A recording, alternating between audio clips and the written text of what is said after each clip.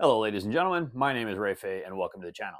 If you're like me and you like the game Era, all right, there's a whole bunch more that comes with this game. Now, the core game is going to come with 4 Era decks, and those 2 decks can be, played against each other in a variety of ways, and it adds a lot of variety to the game. But however, there's 11 more decks that are just going to totally enhance your Era gaming experience. All right. Now, every deck's going to play entirely different, and they're just really unique in how they play, and they're from all eras of time. Okay. So, what I would like to do in this series is I actually want to go down and we're going to open up each one of these decks.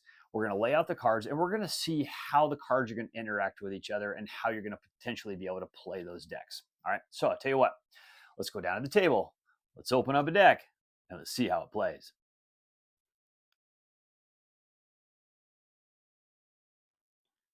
All right, ladies and gentlemen, here we go. This is the World War I era deck. Another really fascinating theme.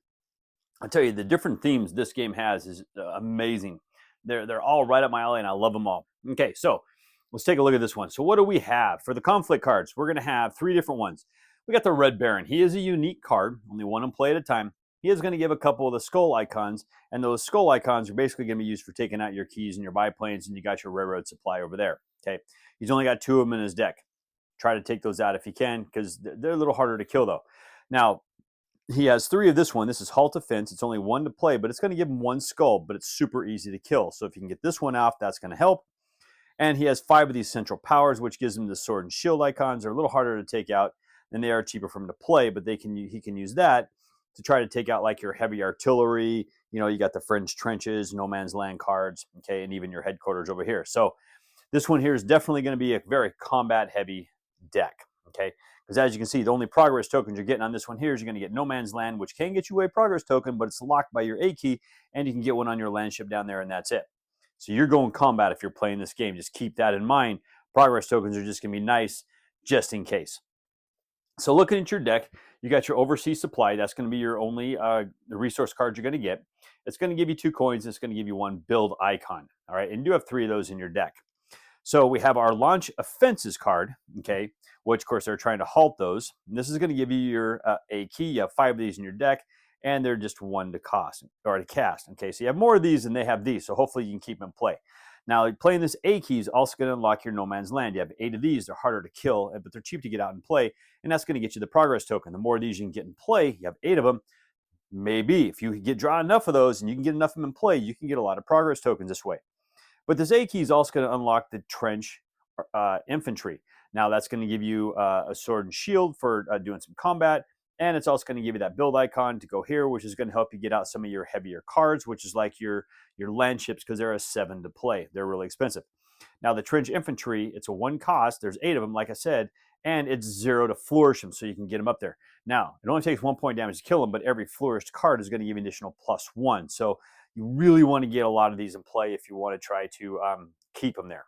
All right.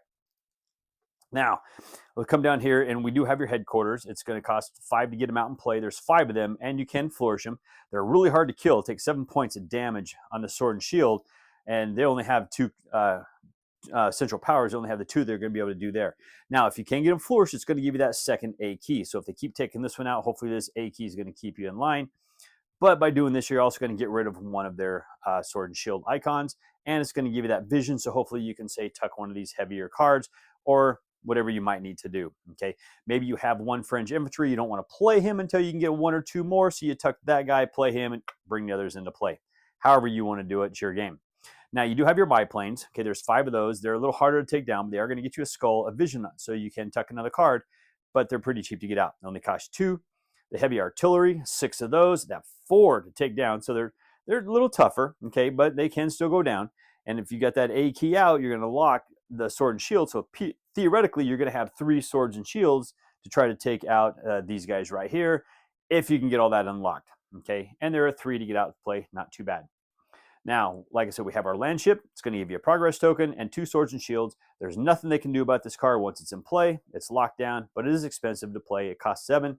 Now you also have the railroad supply. It's going to give you a coin. If you can get your A key out and lock it, you're going to get your second coin. So 3 damage takes them down. So they can take down your railroad supply. Not too bad, but at least it's going to get you that as well. So like I said, this is a heavy combat deck. If you can get enough of these progress tokens out, you can win by progress. You absolutely can win by progress. but it looks like it's going to be harder for you because you got to get these in play. You got to get these cards in check and keep them under control. Okay, really cool, really fun deck. I like how this one is. It's very thematic in the way that you have your halt defenses and your launch defenses are kind of countering each other. That way, your central powers are coming in and they're trying to take down your land ships or your artillery, your supplies. It's really cool the way all this works. Absolutely love it. That is the World War One era deck. Oh, very nice. Now have fun playing this one. Well, there you go, ladies and gentlemen. That is just one of the decks for era. And I tell you, man, each deck, like I said, they play totally different. So really knowing and understanding your deck and how it plays is a real big key on how you're actually going to win this game. And I love how there's every deck can just play so different. So the interactions between each and every deck is just going to be astronomically different. So the replay value in this, especially when you have a lot more decks, is absolutely huge. Super fantastic. I love the way this game is set up. Well, thank you once again for joining me today. As always, I please ask you to like these videos on YouTube, on Board Game Geek, on Facebook, and even on X. And please leave me a comment on any one of those platforms. I'll get to those comments just as soon as I can. And also, ladies and gentlemen, if you like the videos I provide here, if you haven't done so already, I humbly ask you click on the subscription button and also click on that bell and be notified when I drop new videos. And if you like the videos that I provide for you here, I also do post videos over on the Discriminating Gamers channel.